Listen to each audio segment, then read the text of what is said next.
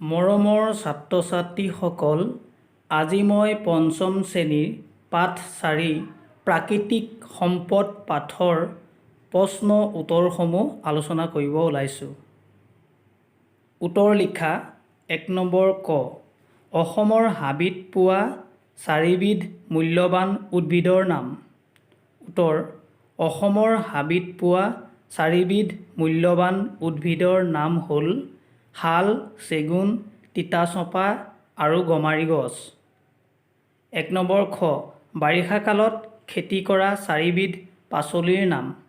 উত্তৰ, বাৰিষা কালত খেতি কৰা ৪বিধ পাচলিৰ নাম হ'ল ভোল, জিকা, কোমোৰা আৰু লাও। ১ নম্বৰ গ, অসমৰ ৩খন বিলৰ নাম। উত্তৰ, অসমৰ ৩খন বিলৰ নাম হ'ল দীপৰ বিল, চান্দুবি বিল আৰু চামগুৰি বিল।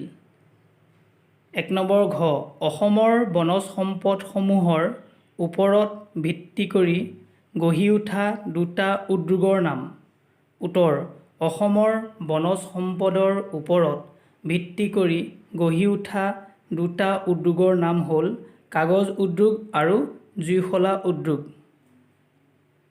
১ নম্বৰ অঙ, বিলাতী মাটি প্ৰস্তুত কৰিবলৈ ব্যৱহাৰ কৰা খনিজ সম্পদবিধৰ নাম। উত্তৰ, বিলাতী মাটি প্ৰস্তুত কৰিবলৈ ব্যৱহাৰ কৰা খনিজ সম্পদবিধৰ নাম হ'ল চূণশিল। ১ নম্বৰ প্ৰথম চ, চূণশিলৰ পৰা প্ৰস্তুত কৰা দুবিধ বস্তুৰ নাম। উত্তৰ, চূণশিলৰ পৰা প্ৰস্তুত কৰা দুবিধ বস্তুৰ নাম হ'ল চক পেঞ্চিল আৰু দাঁত ঘঁহা দ্ৰব্য।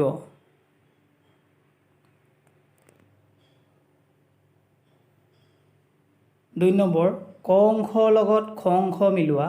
উত্তৰ, কাৰ্বি আংলঙত চূণশিল পোৱা যায়।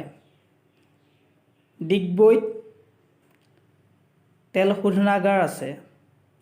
নাহৰকটীয়াত খাৰুৱা তেল পোৱা যায়। মৰাণত তৈলক্ষেত্ৰ আছে।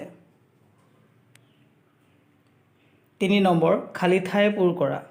উত্তৰ, ৩ নম্বৰ ক, প্ৰাকৃতিকভাৱে পোৱা সকলো সামগ্ৰী সম্পদ নহয়।